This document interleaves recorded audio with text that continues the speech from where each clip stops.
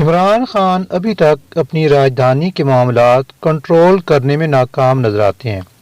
شاید ان کے ساتھ چانکیہ جیسا کوئی مشیر نہیں۔ یہ کہانی بہت پرانی ہے، مگر اس سے کیا فرق پڑتا ہے؟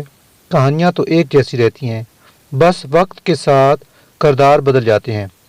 اس کہانی نے جہاں جنم لیا وہ جگہ پاکستان کے 22ویں وزیر اعظم عمران خان کی رہائش گاہ کے پچھواڑے اور پہاڑی کی دوسری سمت واقع ہے۔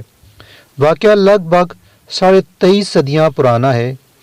کوٹلیا چانکیہ جیسا عالی دماغ جب جولیا یونیورسٹی تکشاشلا حالیہ ٹیکسلا سے فارغ التحصیل ہوا تو اس نے اس وقت مگدھ کی راجدھانی پاٹلی پتر میں، جسے آج پٹنہ کہتے ہیں، قسمت آزمائی کا فیصلہ کیا۔ اس وقت یہاں دھن نند نامی راجا کی حکومت تھی۔ اس راجا کی ایک دان شالہ نامی کمیٹی تھی جو ہندوستان بھر سے آئے ہوئے علماء و فضلاء کو ان کے تحقیقی کاموں اور نظریات پر 1 کروڑ روپے تک کا انعام دینے کی مجاز تھی۔ یہ کمیٹی آج کے نوبل انعام کمیٹی سے مشابہ قرار دی جا سکتی ہے۔ کوٹلیا چانکیہ جب پاٹلی پتر پہنچے تو جلد ہی اپنی علمی دھاک بٹھانے میں نہ صرف کامیاب ہو گئے بلکہ اس کمیٹی کے سربراہ بھی بنا دیے گئے۔ لیکن جیسا کہ درباروں میں ہوتا ہے، ایک دن بادشاہ نے دربار میں کسی بات پر چانکیہ کی نہ صرف بےزتی کر دی بلکہ اسے دربار سے بھی نکال دیا۔ لیکن دربار سے نکلتے وقت چانکیہ نے بادشاہ کو کہا کہ تم نالائق بادشاہ ہو، میں تمہاری جگہ یہاں کسی قابل بادشاہ کو لا کر بٹھاؤں گا۔ یہ کہہ کر چانکیہ پاٹلی پتر سے واپس ٹیکسلا کی جانب چل پڑے۔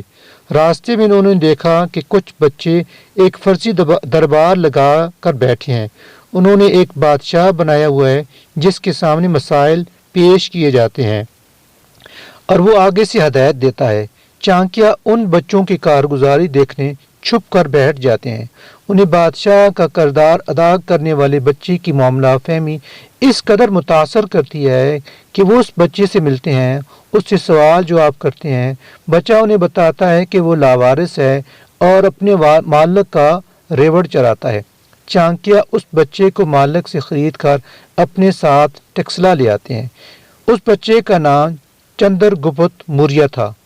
چانکیہ ٹیکسلا کی جولیا یونیورسٹی میں پڑھانا شروع کر دیتے ہیں اور دیگر شاگردوں کی طرح چندر گپت کو بھی اس دور کی سیاسیات پڑھانا شروع کر دیتے ہیں۔ وقت گزرتا رہتا ہے۔ یہ وہ دور ہوتا ہے جب سکندر اعظم ٹیکسلا میں آیا ہوا تھا اور پوٹھوہار میں اپنا گورنر تعینات کر کے یہاں سے واپس چلا گیا تھا۔ چندر گپت موریہ دھن راجا سے اپنی بےزتی کا بدلہ چکانے میں دن رات تڑپتا رہتا ہے۔ اس کے لیے اس نے سب سے پہلے پوٹھوہار، موجودہ خیبر پختونخوا اور بلوچستان کے کچھ حصوں کا دورہ کیا اور لوگوں کو یونانیوں کے خلاف بغاوت پر اکسایا۔ جب اچھی خاصی سپاہ تیار کرنے میں کامیاب ہو گیا تو یونانیوں کو شکست دے کر اس علاقے میں اپنی حکومت قائم کر لی اور فوج کی کمان چندر گپت موریہ کے سپرد کر دی۔ چندر گپت کی فوج اور چانکیہ کی سیاسی حکمت عملی اتنی کارگر ہوئی کہ کئی ناکام حملوں کے بعد وہ پاٹلی پتر پر قبضہ کرنے میں کامیاب ہو گئے۔ دھن راجا کے پاس مضبوط فوج ضرور موجود تھی مگر آیا اس سے خوش نہیں تھی، اس لیے بھی شکست اس کا مقدر ٹھہری۔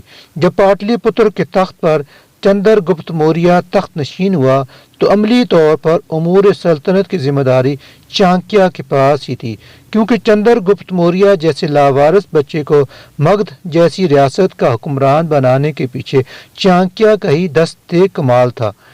چندر گپت موریہ کی فوج اس وقت 6 لاکھ پیادہ سپاہیوں، 30,000 سواروں، 9,000 ہاتھیوں اور 8,000 رتھوں پر مشتمل تھی۔ یہ جس طرف کا رخ کرتی ادھر کی مقامی ریاستوں کو زیر کرتی جاتی۔ نتیجتاً تاریخ میں پہلی بار بنگال سے پشاور تک ایک ہی سلطنت قائم ہوئی جسے بھارت کا نام دیا گیا۔ یہ چندر گپت موریہ ہی تھا جس نے پشاور سے پاٹلی پتر تک 1200 میل لمبی GT روڈ بنوائی۔ کاروبار حکومت کامیابی سے چل رہا تھا کہ اسی دوران بارشوں نے منہ موڑ لیا۔ اس قدر خوفناک قحط آن پڑا کہ لاکھوں لوگ فاقوں سے مر گئے۔ چندر گپت موریہ اتنا غمگین ہوا کہ تخت چھوڑ کر جنگلوں میں نکل گیا۔ اس پرانی کہانی میں اور آج کے پاکستان کی راجدھانی کے حالات میں اتنی مماثلتیں ضرور ہیں کہ عمران خان بھی چندر گپت موریہ کی طرح اسٹیٹس کو توڑ کر اقتدار میں آئے ہیں، مگر ابھی تک وہ اپنی راجدھانی کے معاملات کنٹرول کرنے میں ناکام نظر آتے ہیں۔ شاید ان کے ساتھ چانکیہ جیسا کوئی مشیر نہیں ہے۔ ملک میں جاری معاشی بحران کو اگر اس زمانے کے قحط سے تشبیہ دے دی جائے تو ایسا لگتا ہے کہ یہاں بھی حکمران کو جنگلوں کا رخ کرنا پڑے گا اور بچ جانے والے لوگ اس چانکیہ کو تلاش کر رہے ہوں گے جو اس کے پیچھے تھا۔ اگر ویڈیو پسند آئی ہے تو ہمارے چینل کو سبسکرائب، ویڈیو کو لائک اور دوستوں کے ساتھ شیئر کیجیے۔ اجازت دیجیے، خدا حافظ۔